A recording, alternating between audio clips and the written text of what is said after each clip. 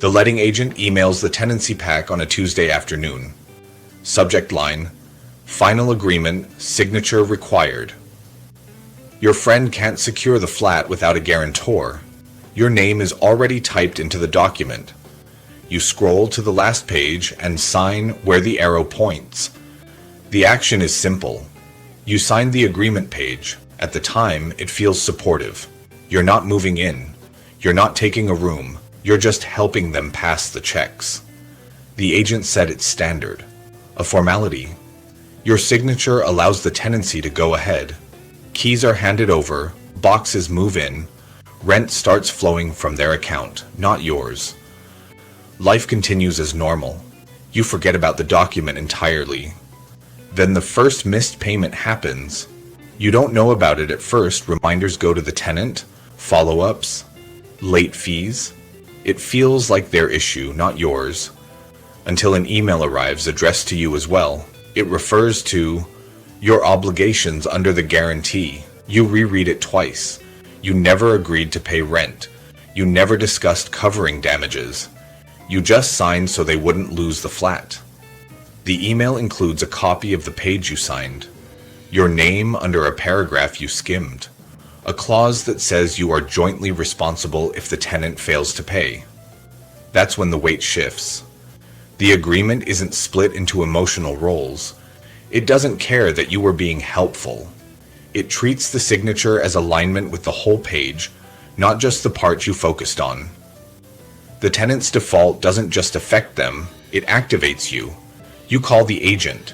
You explain that you thought you were a reference, that you didn't realize the scope. The response is calm.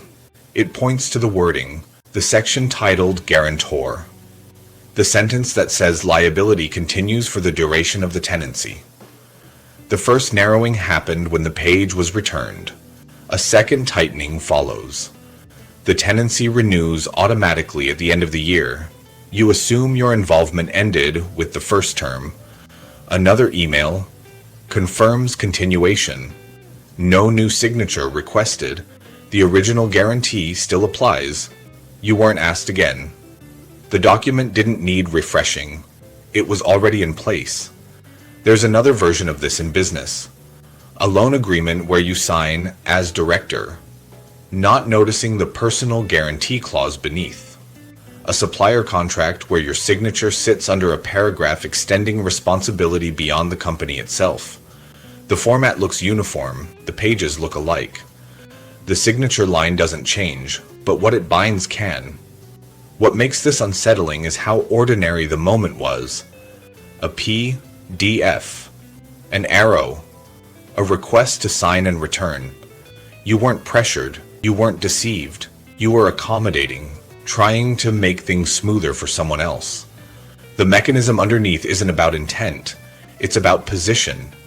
Once your name is attached to that clause, the system doesn't distinguish between support and commitment.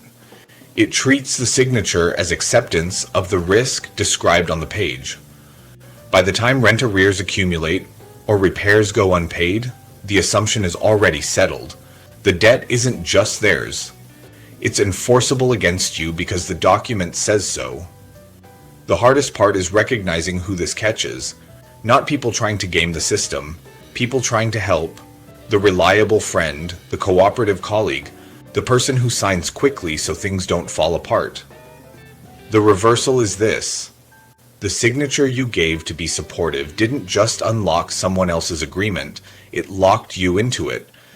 And the part of you that wanted to be dependable is the same part the paperwork reads as fully responsible.